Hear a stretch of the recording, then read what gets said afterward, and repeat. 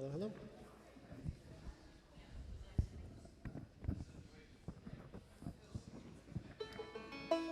All right, I guess we're going to get started.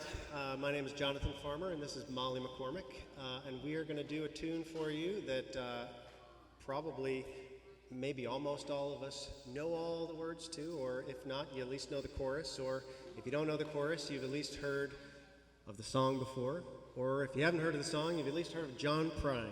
So this is a song called Paradise. So,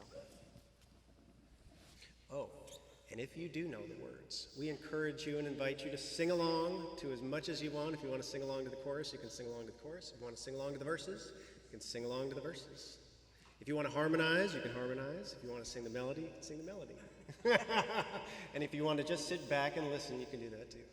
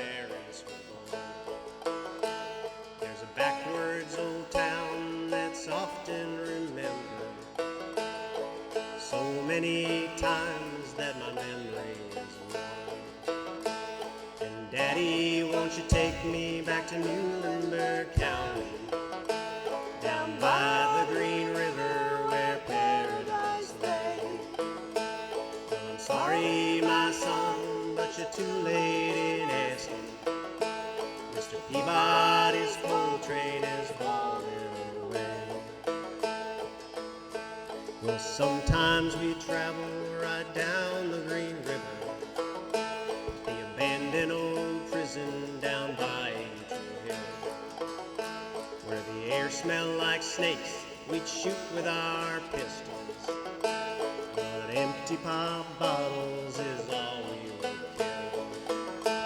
And Daddy, won't you take me back to Muhlenberg County, down by the Green River where sorry, my son, but you're too late in asking.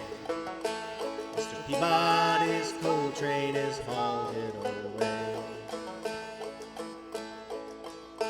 Then the coal company came with the world's largest shovel, tortured the timber and stripped all the land. Well, they dug for their coal till the land was forsaken, and they rode it all down as the progress of man. And Daddy, won't you take me back to Muhlenberg County, down by the Green River where paradise lay? I'm sorry, my son, but you're too late in asking. Mr. Peabody's coal train is holding away.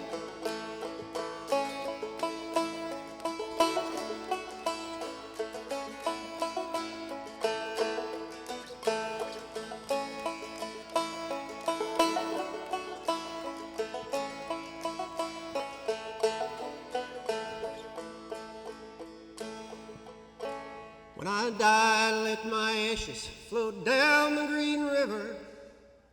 Let my soul float on up to the Rochester Dam.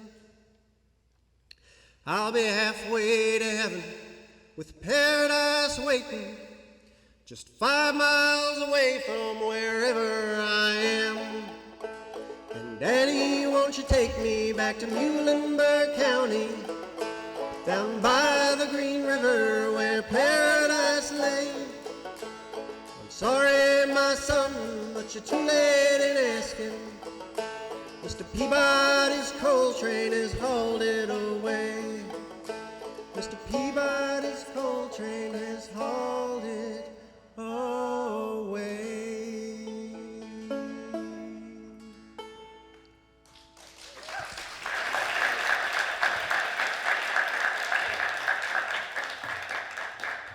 Welcome. Welcome, folks. Thank you so much for coming today. This is our second anniversary of the formation of the Save Bernheim Now Coalition. I'm Deborah Novgorodoff, instrumental in that group, and we formed to support Bernheim in their effort to stop the pipeline that LG&E plans to run through private land, as well as Bernheim's Cedar Grove Wildlife Corridor. So, slide, Brody, please.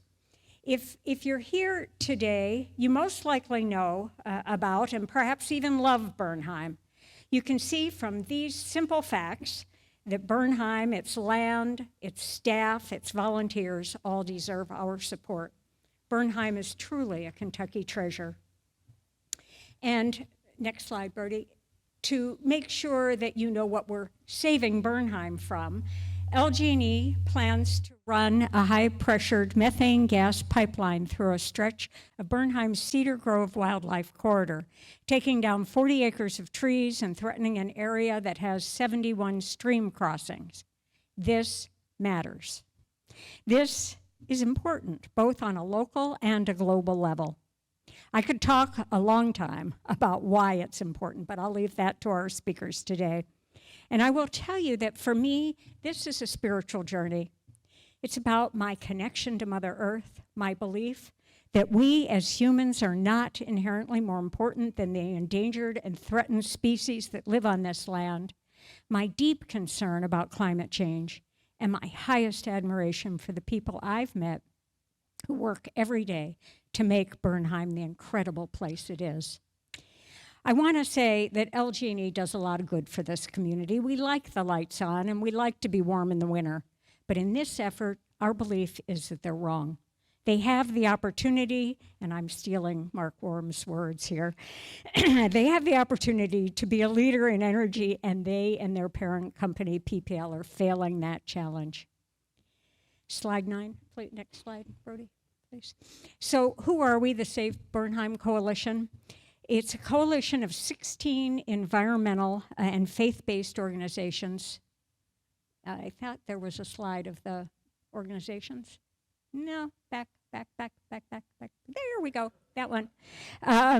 16 environmental and faith-based organizations, and if you belong to one that should be on this list, please let us know. We'd love to have you. We've joined together to try to stop this pipeline. Next slide. We recognize both the local and global consequences of this pipeline, as you can see from our mission statement. The mission is the Save Bernheim Now Coalition strives to help mitigate the climate crisis by opposing the Bullitt County pipeline and all new fossil fuel infrastructure.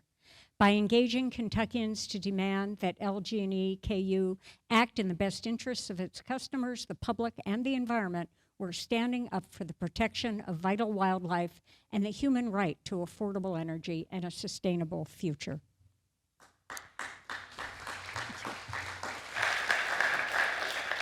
We've worked hard over the past 2 years to keep this issue in the public eye, to pressure our elected officials to do the right thing, and to demand that LG&E act in a way that's in the best interest for their customers and the earth we all inhabit. We've got a really great program for you today. Next slide, please. Oh, there we are. That's one of our efforts of fighting this pipeline. We've got a really great program for you today. Molly McCormick and Jonathan Farmer are our musicians. Both teach at the Louisville Folk School. Kentucky has a long tradition of degrading our land, and this is reflected in our music. You'll hear 2 songs that cry out, naming the harm done to our beautiful Kentucky land. And they will also play a new song written specifically for today's program, and that one is about Bernheim. We'll hear from others today about the harms this pipeline will cause and why that matters, and we'll share a short clip from the documentary that 5th grade students from the Virginia Chant School created a 1.5 years ago. Now I want to turn to Reverend Bruce Beisner, the Minister of All Peoples.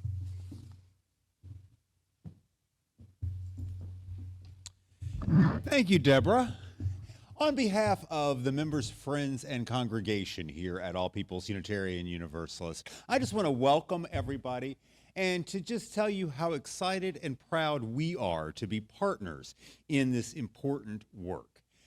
We are a Unitarian Universalist congregation, and part of what that means is that we understand that our relationships to the plants and the grass and the trees and the animals and the elements and the ecosystem is sacred.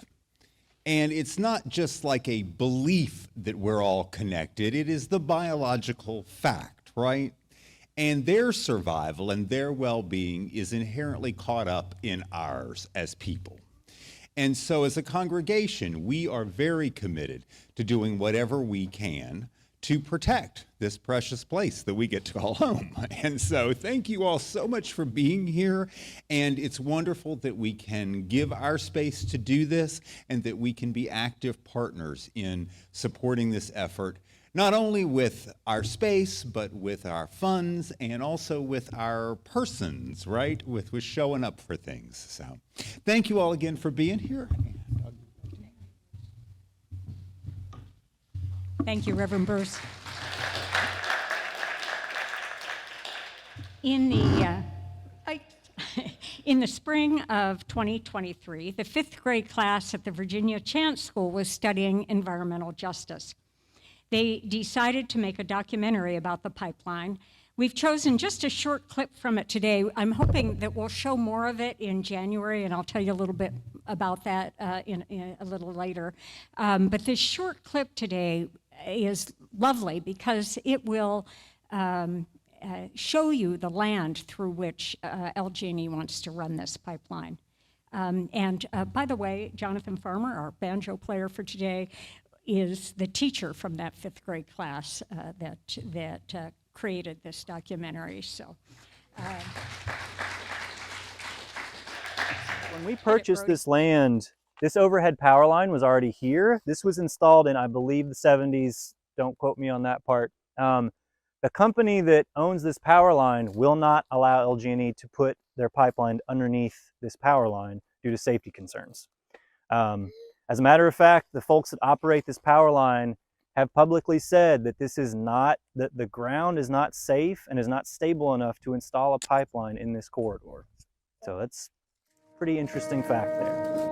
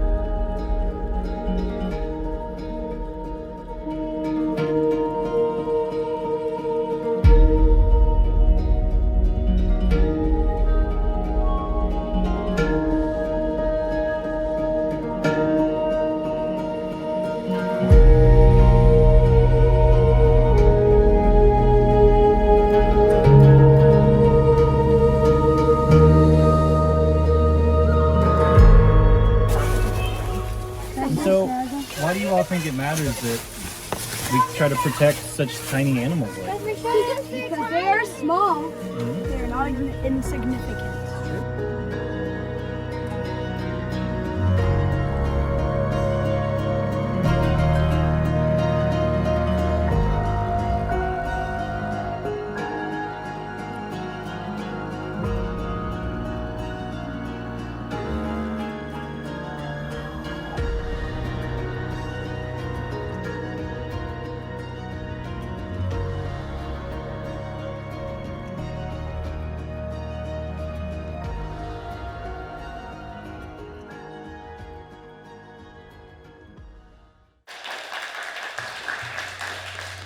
In case you didn't catch that, the young man says, even though they're small, they're not insignificant. All right. Now I'd like to, let's see, Andrew, you're going first.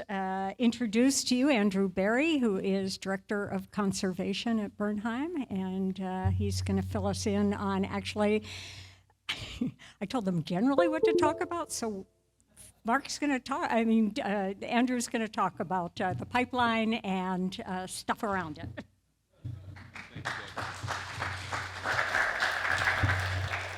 All right, thank you all so much for being here tonight. As Deborah mentioned, she gave us some ideas to talk about, and I think the presentation is going to go a little bit all over the place, so let's just see what we can do here. If we could start with that first slide, please. Just want to start by thanking everybody. You know, this is the second anniversary of the Save Bernheim Now group, and that's a great milestone. We're also now over 6 years in fighting and protecting the pipeline, protecting the Cedar Grove Wildlife Corridor.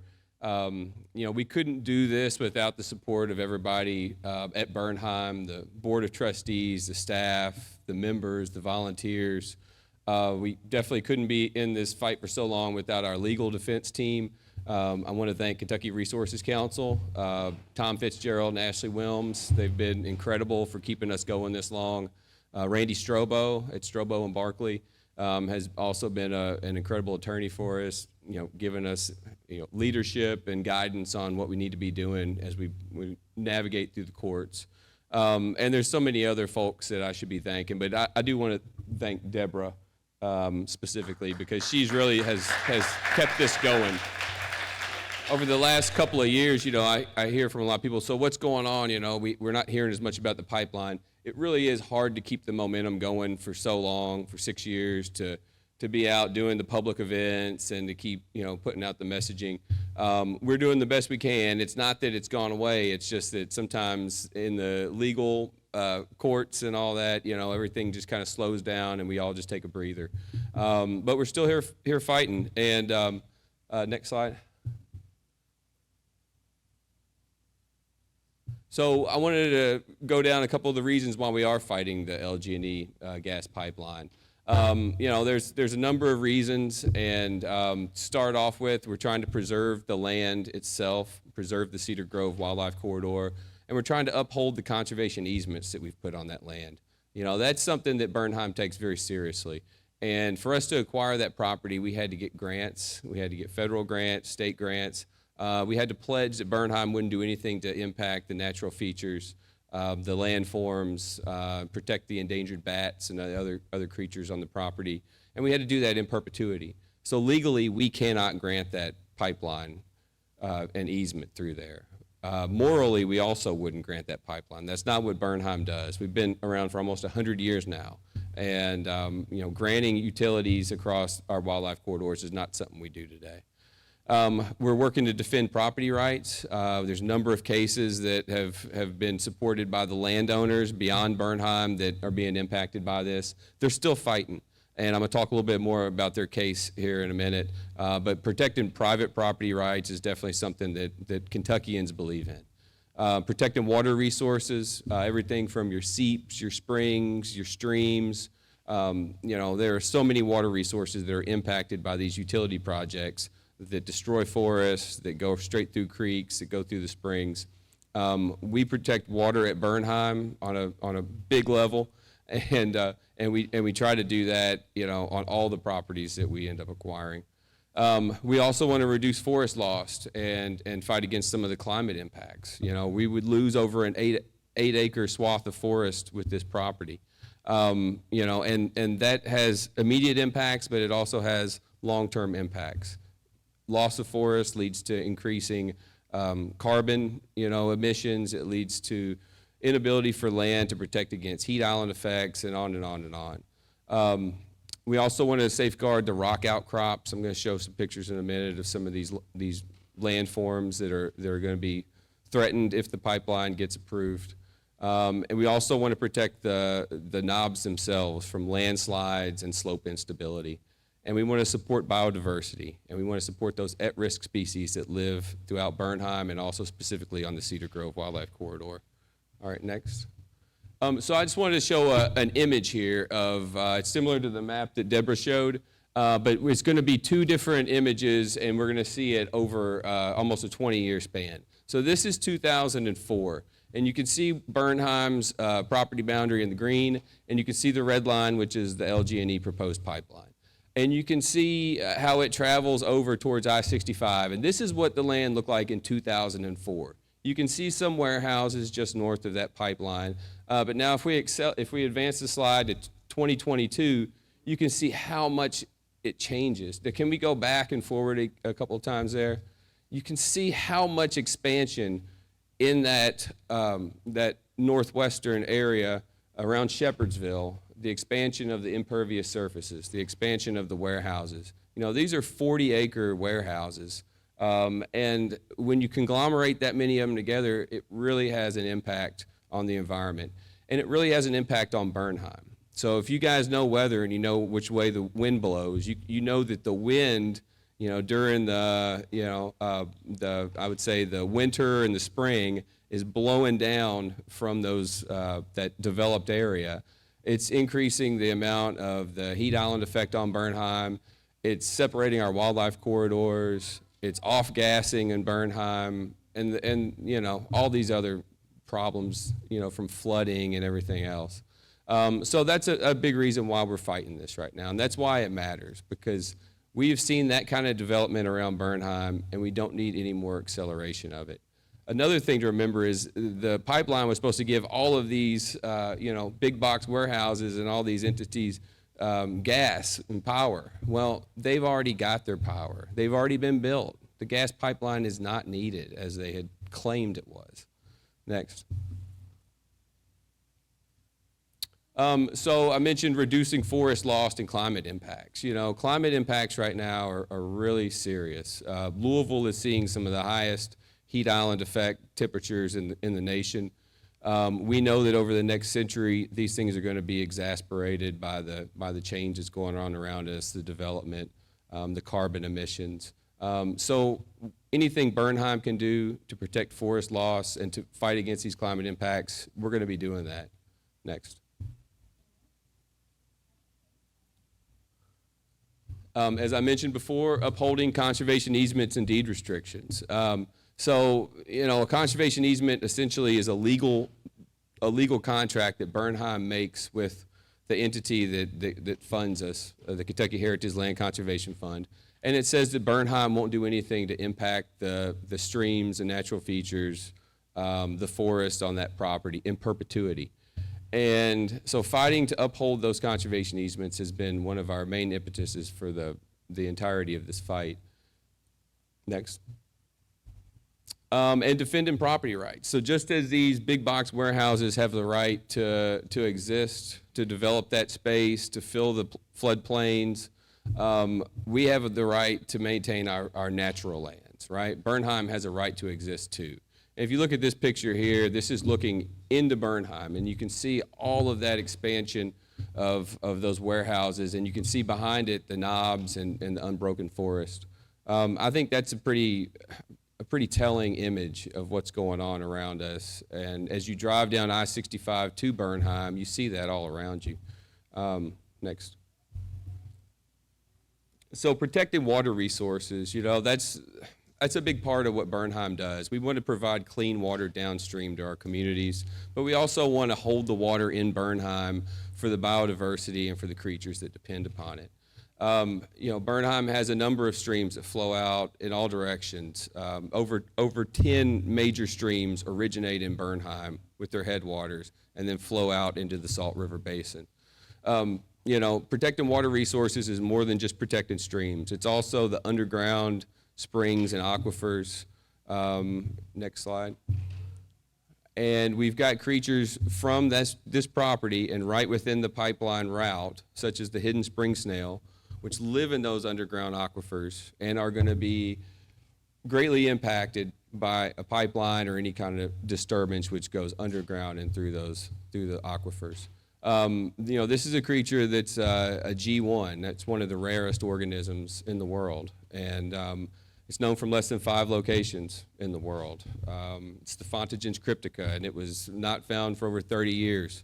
And we found that in Bernheim. We found dead shells first, and then we did enough investigations with our snail team to actually find a living one. And yeah, I mean, it just goes to show that as the student said in the video, you know, just because they're small, it doesn't mean they're insignificant. these do contribute to the greater biodiversity and the ecosystem. And keeping these kind of creatures around that have evolved over millions of years is important to Bernheim, and I feel like it's important to you all too. Next. Protecting the rock outcrop. So this is Vertigo Bluff. This is one of the main rocks that's in the way of the pipeline. This is one of the features that has given LG&E a lot of pause. The engineers don't know what to think about this, and they've talked about blasting through it, but they've also talked about trying to tunnel under it. You know, there's not a lot of good options for going around something like this. And this rock, while it's, you know, a lot of people would walk past it, it's, you know, it's not as high as maybe something you would see at the Red River Gorge, but, you know, this rock has been evolving and eroding over millions of years, probably hundreds of millions of years in this site. And it's got another snail on it, and next slide here. The Bluff Vertigo snail. You know, this is the one that the students in the video were looking at. And this is a really rare snail too. It's known from less than 50 sites in the country. Only in Bernheim here in Kentucky is it known from. And it's less than 2 millimeters. I mean, it's something you wouldn't ever notice. Its superpower really is invisibility. You know, it's able to exist because nothing knows it's even there. But now we know it's there. And now we feel like we have to protect it. And, you know, making sure that this species and that rock that it lives upon maintain on that site is something we're working hard for. Yep. So I do want to talk a little bit about slope instability and landslide. So that has been a topic that has come up quite a bit with the pipeline.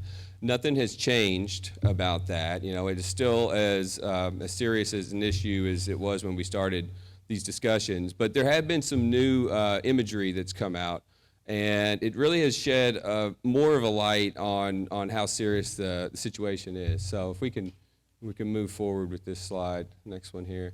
So if you look at this this image here, some of you all may have heard of LiDAR. LiDAR is, it's been around for a little while, but it's light detection and ranging. And it's essentially like giving the surface of the earth an MRI.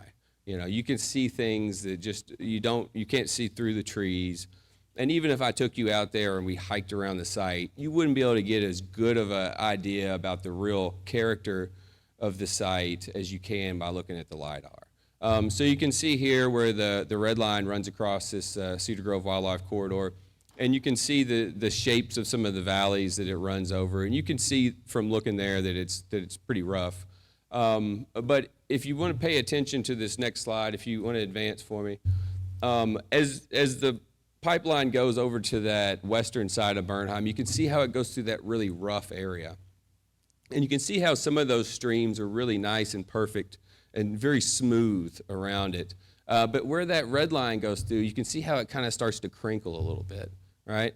That crinkle is what it looks like when you have a landslide. That's called a slip. And those things are really common all throughout the knobs. They're all through Appalachia. And they're exasperated by usually some kind of a land use, whether it's logging, whether it's mining or building roads. Those kinds of things weaken the integrity of the landforms. And in this situation, you can actually see on the middle image there, the line and the crack, which is that landslide and slip. So we want to continue to remind LG&E, to remind the U.S. Army Corps of Engineers, the permitters around this pipeline, that the land is unstable. Nothing has changed. If anything, it's gotten worse. And these new LiDAR images are very telling evidence for any of us to look at and to come to our own conclusions about that. Yep. Northern long-eared bat, this is one of our endangered species that lives on that tract. This is another reason why this fight matters so much. This is a species that 20 years ago in Bernheim was probably one of the most common bats we had. Because of the white nose syndrome, this is now one of our rarest bats, and you're lucky to find even one at Bernheim during the summer. So, you know, keeping places like this intact, not degrading them any further, that is what is going to be required to keep species like this around. Next. Okay, so before Mark comes up here, Mark's going to talk about moving Bernheim forward, but I want to give you guys a little bit of an update about where we're at in the case, because again, you know, it kind of falls to the wayside sometimes. People wonder, is this pipeline fight still going on? Yes, it is. We're actually in the thick of it. And we've been fighting this for 6 years, and we've got an uphill battle in front of us. But LG&E has got an uphill battle too, okay? And where we're at is there is a Kentucky Supreme Court case that was brought by the landowners, and that was challenging the condemnation rights of LG&E. So it questions whether or not LG&E, knowing what they knew at the time that they requested a certificate of public necessity, based on what they knew at that time, was that a truthful request? And that gets at, you know, the discovery around the court cases really showed that LG&E knew that there was only going to be one main customer for this pipeline for the first decade. One customer. And so the question is, how does that help the greater public? If we can't hook onto it, then is that a condemnable project? And so this has gone all the way to the Kentucky Supreme Court. And I think that says a lot that they were willing to even take the case.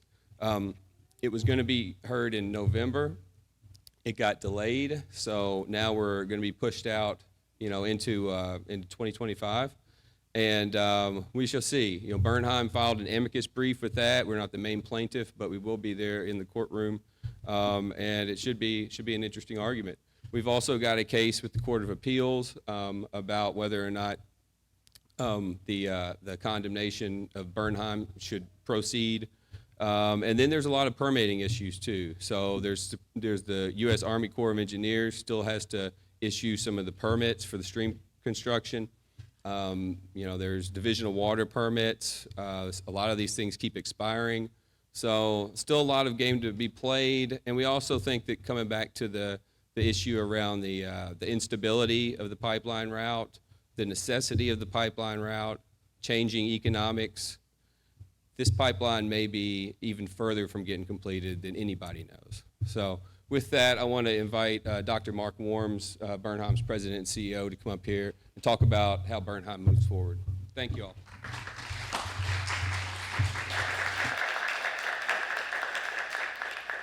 Good afternoon, everyone. How you doing? Great, great. How many of you were here 2 years ago?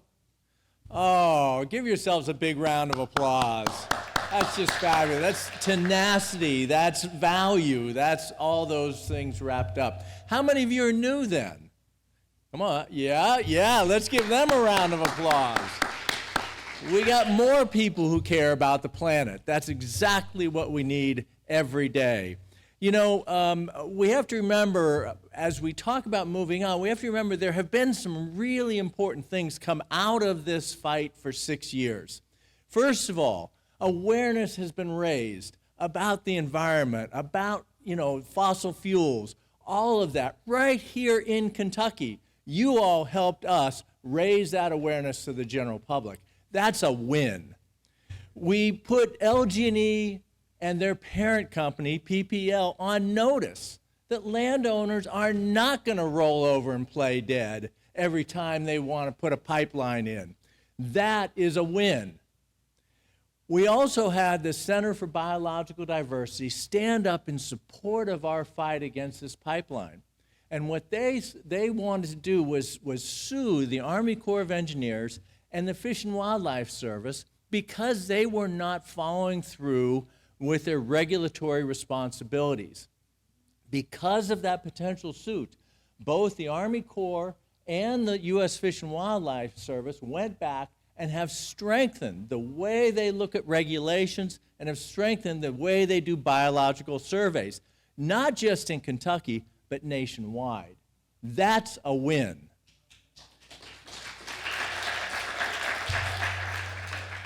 You all helped us do that.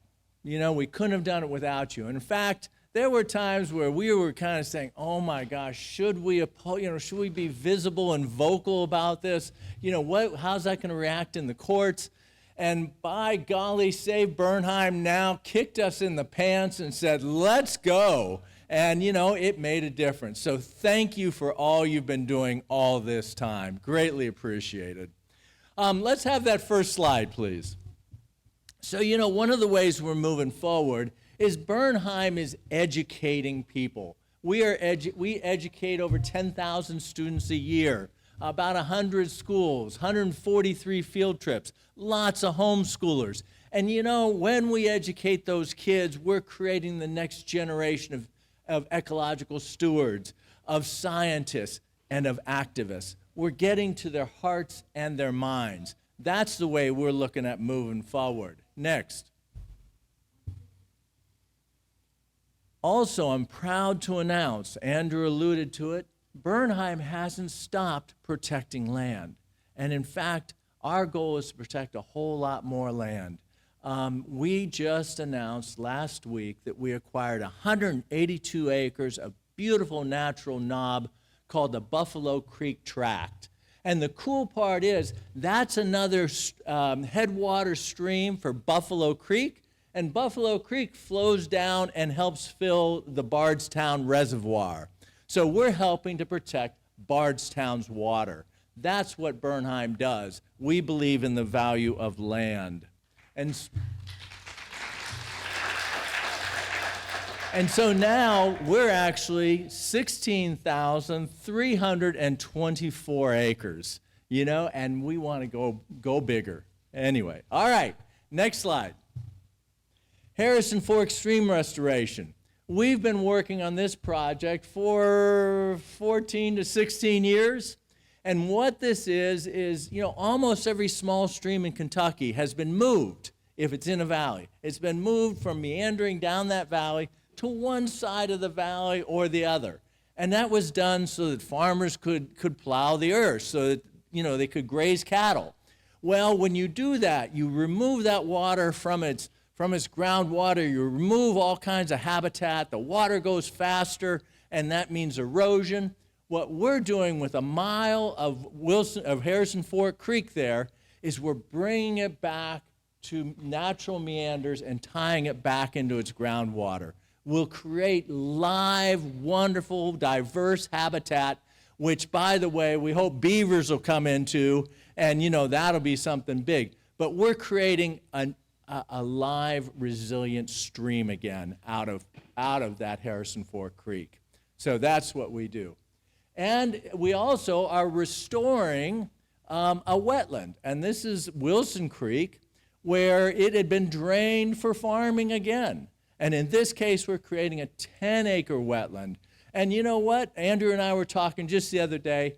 This is such a neat habitat. We could eventually have sandhill cranes down there at some point, you know? Wouldn't that be a lovely sight right here close to Louisville?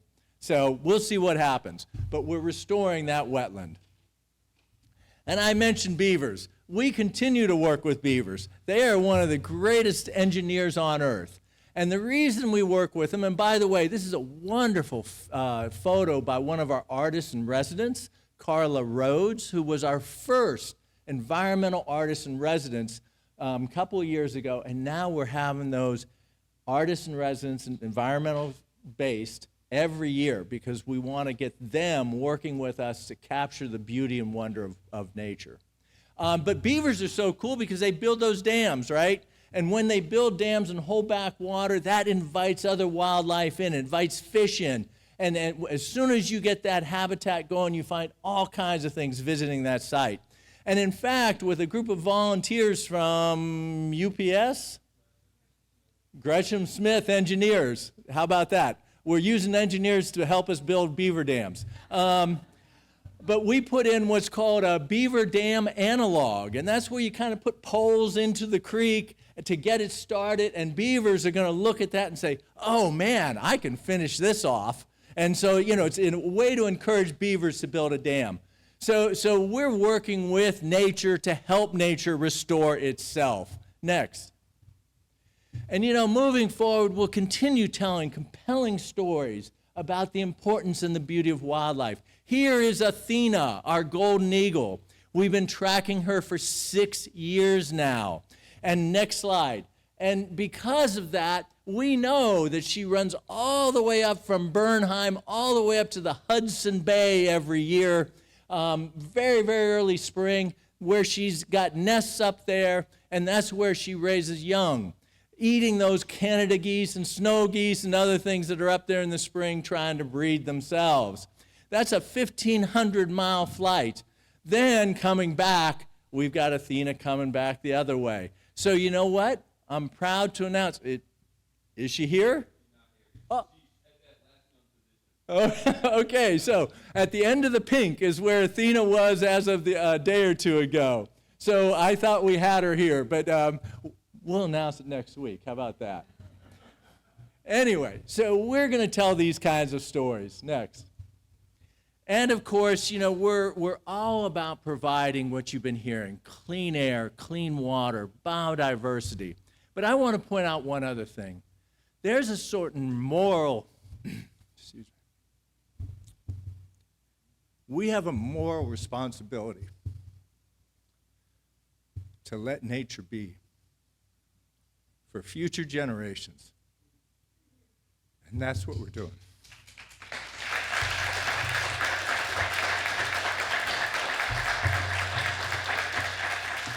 All right, so I'm going to end strong.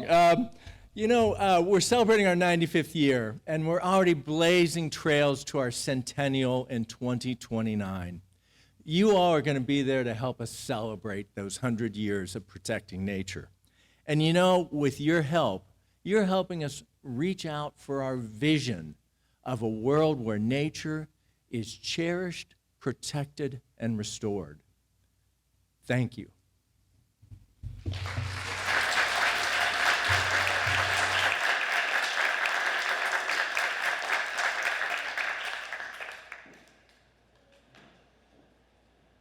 How can you not love these guys and Bernheim? So next, we have another song that shows what happens when we don't cherish the land. Molly and Jonathan with Gene Ritchie's Black Waters.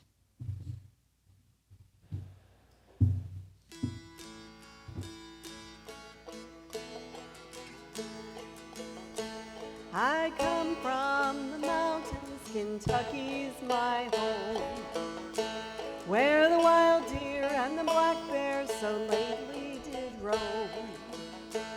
By cool rushing waterfalls, wildflowers green, and through every green valley there runs a clear stream. Now there's scenes of destruction on every hand, and there's only black waters run down through my land. Sad scenes of destruction on every hand. Black waters run down through the land.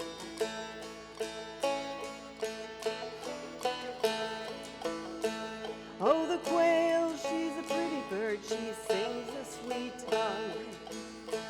In the roots of the tall timber, she nests with her young. But the hillsides explode with the dynamite's roar, and the voices of the small birds don't sound there no more. And the hillside comes sliding so awful and grand, as the flooding black waters run down through my land. Sad scenes of destruction on every hand. Black waters run down through the land.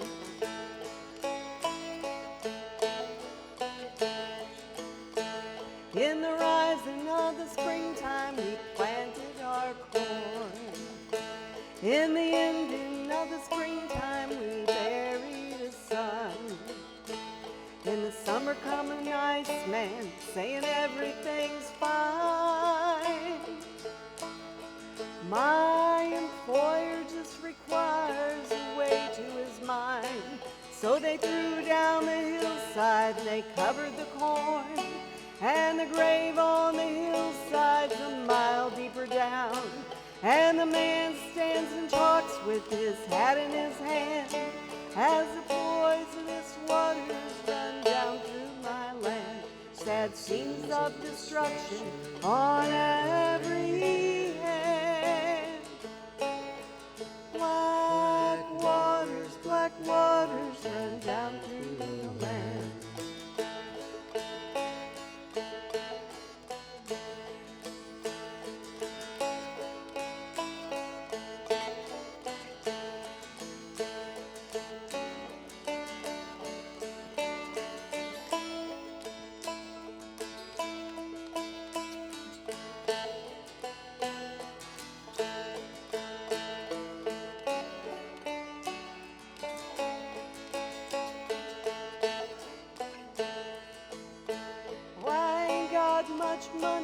Not much of a home. I own my own land, but the land's not my own. But if I had 10 million somewhere thereabout, well, I'd buy Perry County and run them all out. Sit down on the bank with my bait in my can and just watch the clear waters run down through my land. Now wouldn't that be like the old promised land? Black waters, no more on my land.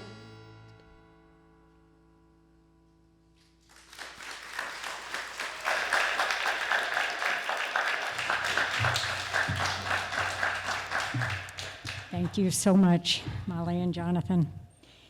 And now I'd love to introduce a man who probably needs no introduction, Reverend Lee Payne, past president of Louisville's Audubon Society, brilliant wildlife photographer, fox whisperer, and I've heard recently that you are also an owl whisperer, and known for his wildlife tours of Cave Hill.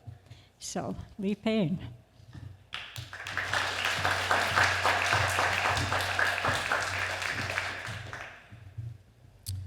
Well, we are here yet again. First, we'd like to thank Pastor Bruce for inviting us to your house and being wonderful guests, Pastor. We appreciate that. My compassion for animals is strong. I'm not going to go slide by slide. Slides are just going to be playing of different animals. Lots of animals on these slides. Some of them are from Bernheim. A lot of them are from around our community here. This is a very hard subject for me. Dr. Mark, I felt your soul. All that we do as conservation officers and zoologists and rehabbers, naturalists, biologists, we do all this work for the animals because they have no one that can speak for them. Andrew, I know it's not easy. You've been fighting every day, constantly fighting. We always ask, is what we're doing in vain? I've cried every day of this week. When it comes to animals, this is one thing I know. As a child, I've always hid this talent that God has gave me. I tell people all the time, I am not the source. I'm just the channel. For wild animals have came to me all of my life. Every single kind of wild animal. I've always asked my parents, have them do some type of study on me. Why do these animals come to me? Y'all may know my story around this city. I got a red fox named Snow that follows me, listens to me, knows human command, that I've never taught this fox, never in my life. And I did not even make the connection, the communication with her. She started this whole relationship. For Bernheim is a healthy forest. It's a forest that gets lots of dead trees. If a forest does not have dead trees, it's not a healthy forest. I'm also with Beckham Bird Club. We constantly go out there to do bird counts for Bernheim. The Louisville Audubon have done so much for Bernheim Forest. We have been by their side for many of years. And I'm here to tell you that we all are living organisms. From the littlest bug, from the flowers to the trees. We all play a part and we all are intertwined with each other. And we all need one another, even the fish in the water. As they talked about the streams that flow through Bernheim, not only it's for the waterfowl, but all the insects and bugs need a drink of water. I cannot tell you how much I've been lost in the woods and in forests. I usually would go inside of a forest and just sit down on a log, and I know animals are coming to me. I don't have to do anything. I know. But if we are not the voice for these animals and for Bernheim, we need that forest. I know animals so well, I know what makes them leave. Before LG&E cuts any tree or start anything, when those bulldozers come and those Tonka trucks come, it will begin to shake the foundation, and those animals will feel that and will begin to leave. The exhaust from the mufflers of those heavy machinery will fill the forest, and those animals will flee. I know it very well. And if you just look at all the green space that we had here in Kentucky, it's leaving every single day. I just rode past not too long ago on Hirschborn Lane, the corner of Hirschborn and Watterson Trail, right behind Myers. They have destroyed all the trees. If that pipeline goes through Bernheim, those animals will begin to leave before they even start building that pipeline. They know what's getting ready to happen. When they smell that exhaust, all the activity from the animals, they got golden eagles at Bernheim. Very skittish bird, don't like to be around humans. That pipeline comes through, just the noise from the machinery will make them leave. I've seen it many times. I'm not telling you what someone has told me. I'm telling you what I have witnessed. For over 30 years, I've been in the field, in the woods, with animals. For 30 plus years. I've talked to all kinds of conservation areas. I've talked to nature preserves. I even know what will happen if you start removing certain plants. I know what animals are going to leave and going to move. I have been fighting with so many people in this state because the animals in nature always get the bad end of the stick. And my mama used to tell me as a child, because I used to cry when I was a child, riding up and down Fern Valley Road. They had nothing but lots of owls out there and foxes from Fern Valley all the way down to Preston Highway and all the way to Old Shep. Nothing but woods. But you drive by there today, there's not even almost a single piece of tree left. And I used to tell my mama, only if they knew what would live there. But we as humans are destroying our earth. I can't beg y'all enough. We have to be their voice. You know, I know they get tired of fighting. They've been fighting day in, day out, trying to understand why do LG&E want to go through here. There's other routes, there's other ways. I am here to tell you, when they move in there, we're going to have a lot of issues. Animals won't be coming to Bernheim like it is now. It's the only place that you can go and see lots of whippoorwills. I mean, their numbers are declining so much. You drive around Bardstown, They got whippoorwills, you hear them at night. American woodcocks. That forest is so filled up. I'm so good with talking to people about nature and talking to people about animals that a lot of times if someone's talking bad about an animal, they will put my name in the comment so that I can see it. And me, knowing me, I already know what my job is to do. And there's a woman that was very concerned about a fox that was living next door in a vacant home. And she was wondering if the fox was going to hurt her children or her dogs. And she says, I would want someone to come and get them and take them to where they ought to be, at a forest. I immediately respond, I see you got a beautiful set of red foxes that's got some beautiful kits. I said, I've been dealing with one for 9 years of my life, litter after litter. I said, I know you may not know about the fox. I said, it's living next door because it just wants somewhere to raise its offspring. Because we as humans have destroyed their land and their habitat, and they have nowhere else to go. And when people complain and say these animals need to be where they ought to be, like Bernheim Forest, you still want to go through it. Even when we have the animals where they belong, you still want to mess with it. I began to talk to her and let her know that this fox ain't going to hurt you. And I said, I know the fox.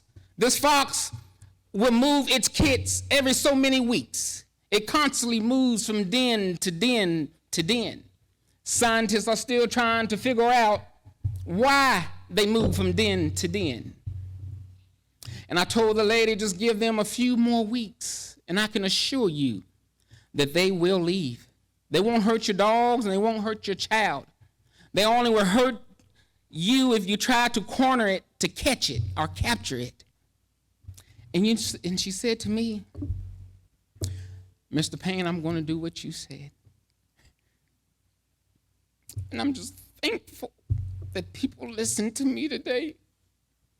Because when I was a child, my mama said no one will listen to me. But she always said that one day people will listen, one day. And I have fought time and time again. And I am so thankful that God has connected me around so many nature lovers right here in this city. And you have to have compassion for what you love. The same compassion that I have for animals is the same compassion that Dr. Margaret has for flowers and plants. And it's all at Bernheim. We got all this technology now, and we do blitz now at Bernheim Forest with ad naturalists. You can calculate any living organism and document it. And it's all research gradable. But Bernheim needs us. You get tired when you're fighting. And when people have been doing conservation work for 40 and 50 years, you know, they always want to say to themselves, is what I'm doing, does it matter? Do anybody say what I'm doing is all right? And it's just like church, you got to go and get revived again. Because, you know what, these people are fighting, and I feel their soul. Dr. Mark, I feel you. Andrew, I know what you go through. And they look at you like you're crazy. You stand up in court and fight and fight. But I'm here to tell you, if we're not their voice and we do not fight for them, it won't be nothing. These animals need us to talk and speak for them. If it's anything worth fighting for, you should fight for nature. Bernheim is doing wonderful things there, y'all. That forest is prospering so much, from the snail to the bees, to the butterflies, to the bats. And our climate is changing. Last year was the first year ever in the history of this world that we ever got limpkins coming from South America. Limpkins have never in their whole entire life has ever made it to Canada. Never. This is a bird that does not even know the code, doesn't even know what the chill is. But it made it all the way to Canada. They began to show up all over the U.S. has never been done in our world. Global warming and stuff is real. The climate is warming up. Birds are beginning to learn that they can live somewhere else because the climate there is warmer now. But then when it got cold in Calendar, they disappeared. A lot of us believe that they died because they don't know what winter is. They can't survive in the cold. Last year was the first time that we had flamingos showing up all over the U.S. But they want to blame it on the hurricane. But it was amazing how the Limpkins was right behind them a few months later. What is going on in our world today? But I'm here to tell you that these animals need you. Bernheim needs y'all very badly. We have to be their voice. There is power in numbers. Now, this thing I have with animals it's been all my life, so it's normal to me. Sometimes I got to prep people when we go birding because I want to let you know that these animals are not coming to attack you. This is just what they do around me. Just the other day, one of our red-tailed hawks, I thought something was wrong with it. It was lying upside down like a bat for about 30 minutes. Flipped it over with a stick to raise it back up. And I said, maybe it's injured. I'm also a certified rehabber here in Kentucky. And I always told raptor rehab is hard for me to tell if an animal is injured due to what we teach. If a bird doesn't fly away, that means something may be wrong because animals naturally are drawn to me. So I said I cannot go off of that alone because that's something that is normal with me. So when I got up on a ladder to try to get it, it flew. And I said, oh, it's flying all right. I told the whole property that we'll check on it and tomorrow and see if anything is wrong. And tomorrow came and it was standing on a monument. And I had about 7, 8 witnesses with me. I said, something must be really wrong with this hawk. I reached my left hand out with no gloves on and was able to rub it on its back. And I said, something must be wrong with this animal. It allowed me to grab it by its feet without putting up a fight. And I said, maybe it's got some type of disease. So I rushed it over to raptor rehab, and me and Bridget began to do an assessment on the bird. And the first thing we did, we began to take x-rays to see if it had any kind of broken bone. It wasn't dehydrated. It had no broken injuries. We even tested to see if maybe it had a little bit of lead poisoning. There wasn't no lead poison. Bridget said, Lee, there's nothing wrong with this hawk. And I said, this is what I've been telling you, Bridget. Animals just come to me. I got screech owls that would just land on my shoulder. And when I tell y'all, I said I don't want to tell nobody because I said people won't believe me of these things. Definitely with this fox. So I had to hire a man named Howard Greer who has a YouTube station. He goes around recording the eagles a lot.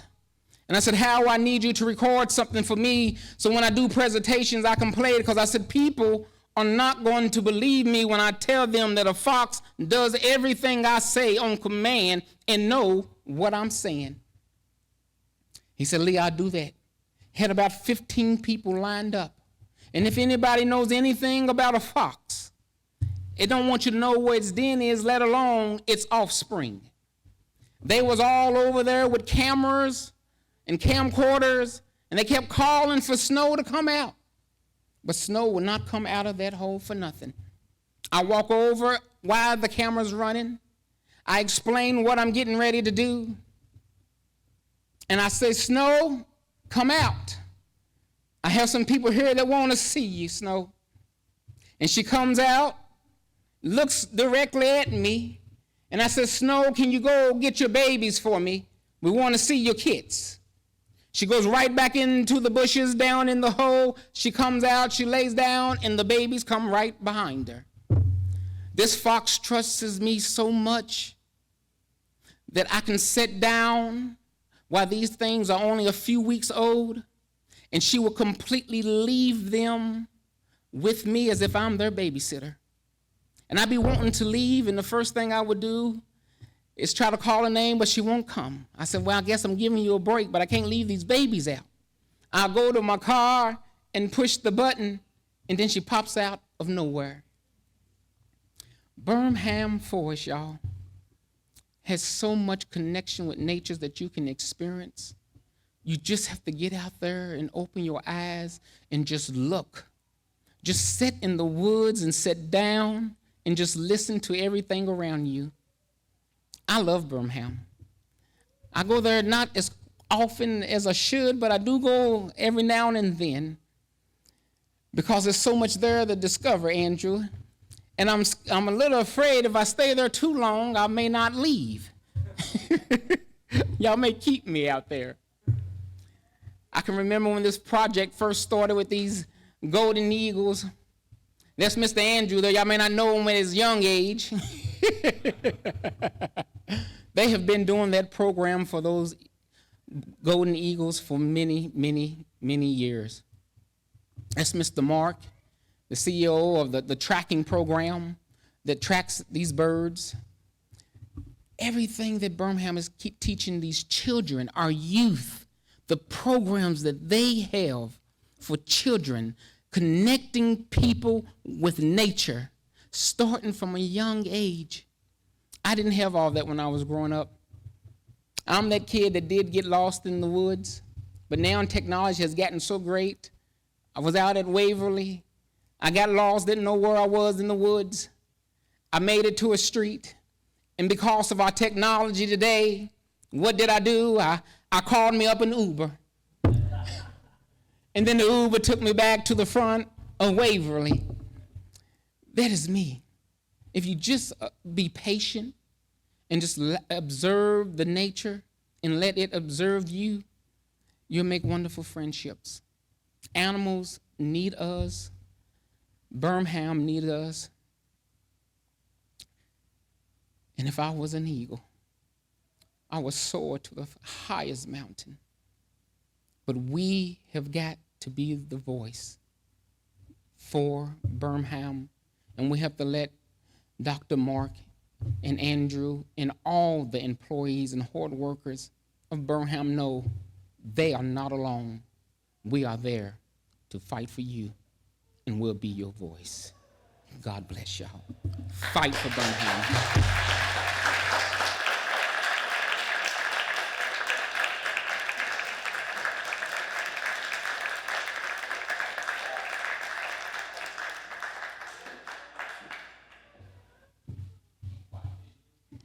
Thank you so much, Lee. Wow. And we have Councilmember Betsy Ruhe, yes. And she sponsored the Louisville Metro Council resolution to oppose this pipeline, which passed in April of 2023. And so we're very grateful for that. And I believe she was the first graduate ever of the U of L Sustainability Program. And really appreciate her being here today.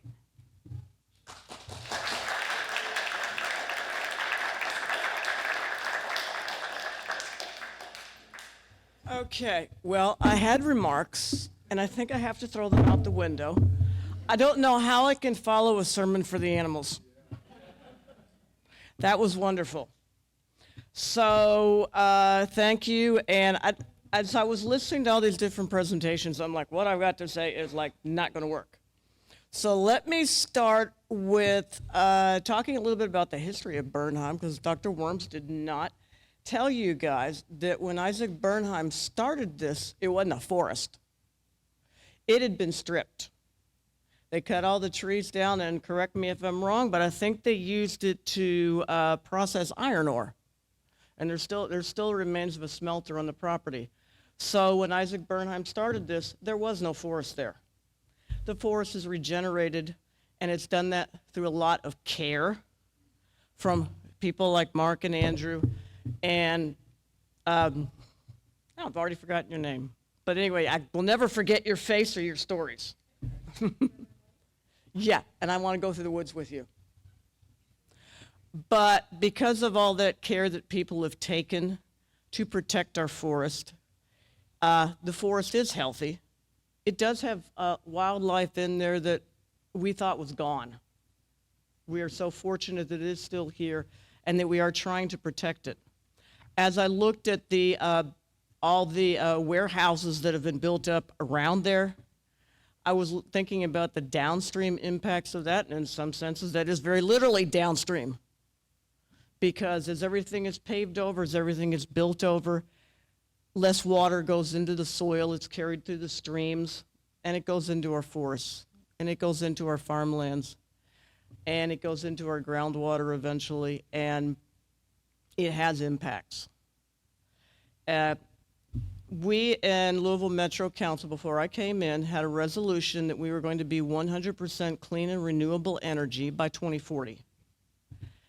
And as I looked at LG&E's website, as I prepared for this, I will put one note up here. Among other things in their values statement, it says, as a company, we're good stewards of the environment. We're transparent, ethical, and fair in all we do, and we anticipate our customers' future needs and innovate to meet them. Okay, go, yeah. Doesn't sound like they're that way. I heard a number that said out of the 49 major utilities in the country, we're rated 47th for renewable energy. So as we watch them and we see them continue and insist on putting in fossil fuel infrastructure, we know that they're not doing what they say. We also know when we look at our legislature and they put rules in place that say that we must, that utilities must continue operating old, dirty, inefficient fossil fuel plants unless they get permission from the state, that even if they want to shut things down, they're not allowed to do it.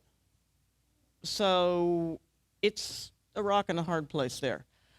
But we know that what we are doing in our fight to protect Bernheim is really valuable.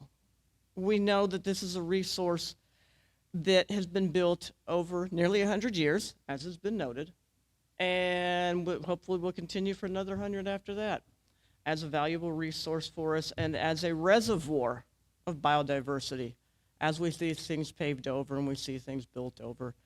I look around the room at all the kids around here, and I know that we, as old people, are doing this for all those young people, so that there's something left for them, and how valuable that is and how important that is, that the future is out there for them. As I thought about things that I wanted to say, I want to talk about the stories that we tell and the stories that other people tell. And I thought about all the kids that come in and are educated through there and the stories that they're learning and the stories that they can go home and tell their families and tell their friends about the importance of animals. As in that little animal, that little snail is tiny, but it's not insignificant.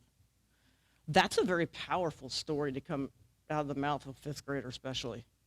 He understands something that many of our adults don't understand. And that the mission of connecting people with nature is beyond measure of value. So thank you for doing that. I don't spend a lot of time talking. Like I said, I certainly can't follow Lee Payne and all his beautiful pictures of the animals. But what we are doing here is important, and we got your back. So thank you very much, and let's keep going.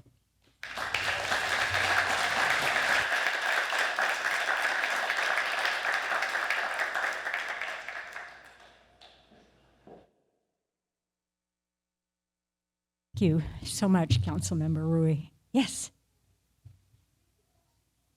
Yes.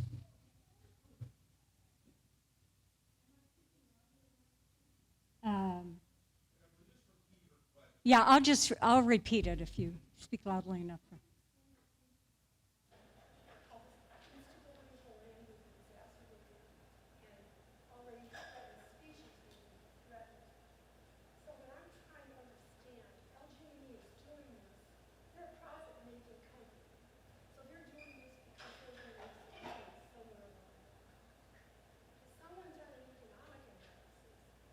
Okay, I got you so far. So there's instability on the land that will be exacerbated.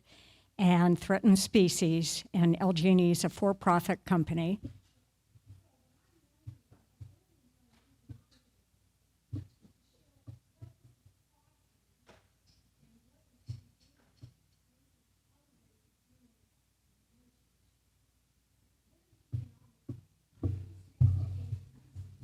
What are the economics of that, is her question.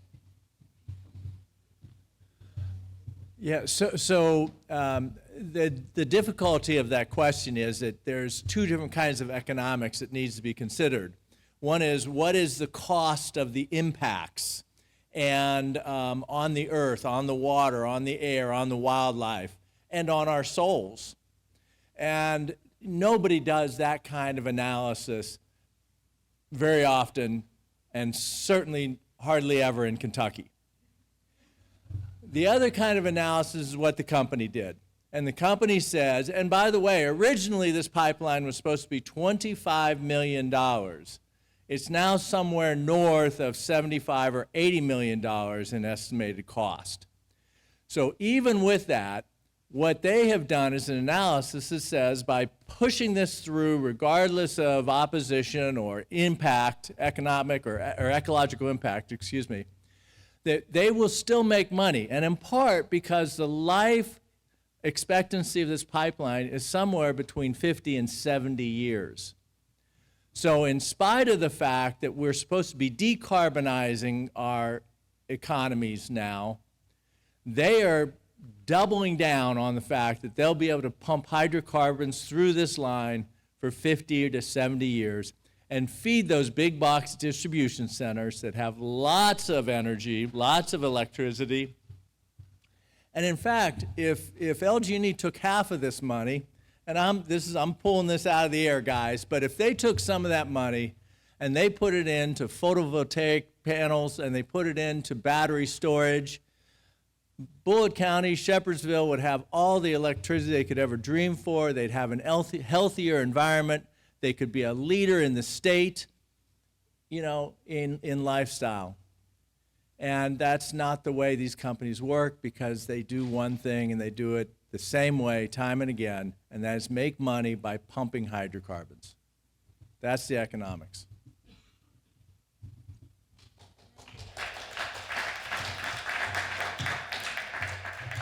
All right, I really want to move to our next song, and then I think we could take some more questions if anyone had any, but I want to make sure that before you have to leave that you hear this next piece. Danica Novgorodov wrote the lyrics for today for Bernheim, and it's to the tune of, I'm sorry, I've forgotten.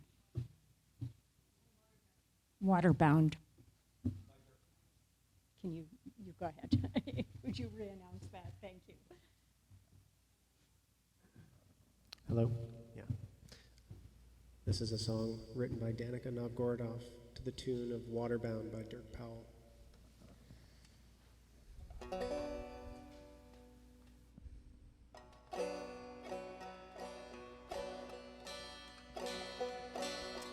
Down in the body of earth, pipeline into a wicked curve. Water moves through silt and stone. Leave this precious land alone.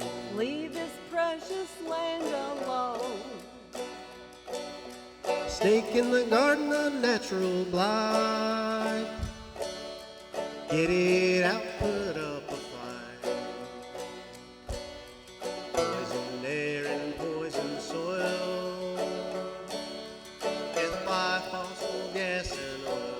Death by fossil gas and oil. They'll cut down all them trees. In the name of greed, they'll plunder and seize. In the name of profit, they'll lay the line. This land, they say, is mine. This land they say is mine. Love this land and all them critters.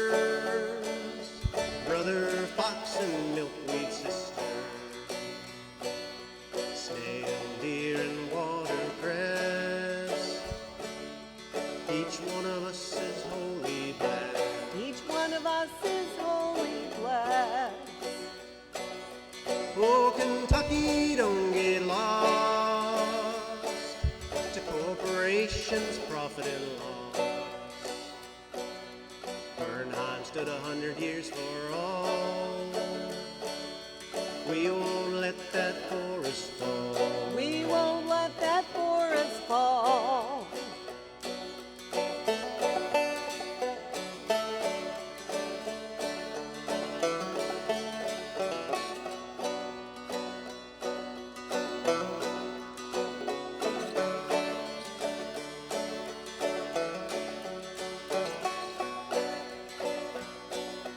Oh, Kentucky, don't get lost. Corporations, profit and loss. Bernheim stood 100 years for all. We won't let that forest fall. We won't let that forest fall. We won't let that forest fall. We won't let that forest fall.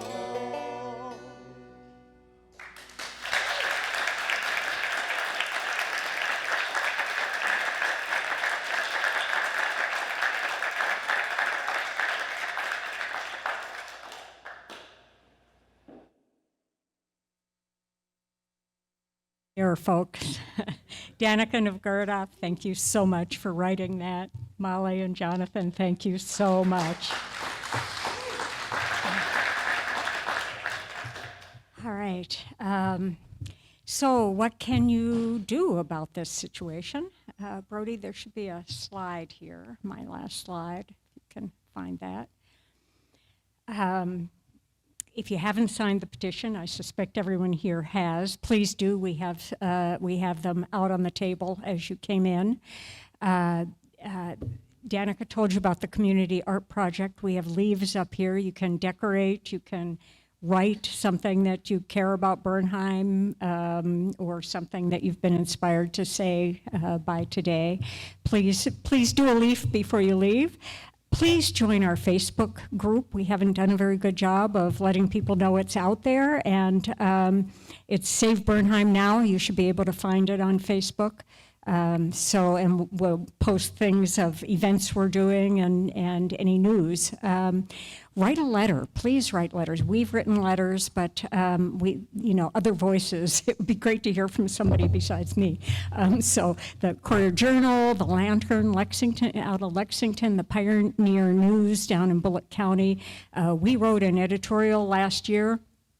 It was it stayed in the most read article of anything in Pioneer News for close to 2 weeks. So, do write letters if you can.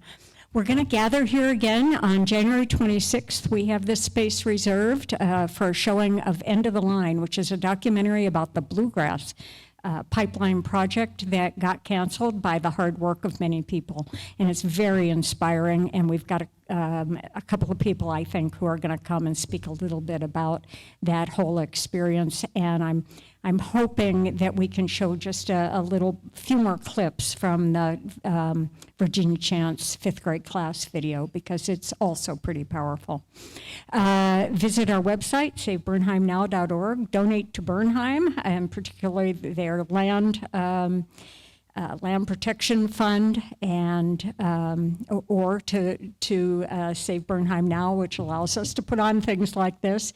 And lastly, if you're so inspired, we would love to have you on our steering committee. So, and again, if you have if you were part of an organization that fits with this coalition, let us know if they're willing to join us on the coalition. We'd be delighted to have you. So any questions, comments before we close out today? Well, again, thank you so much for being here.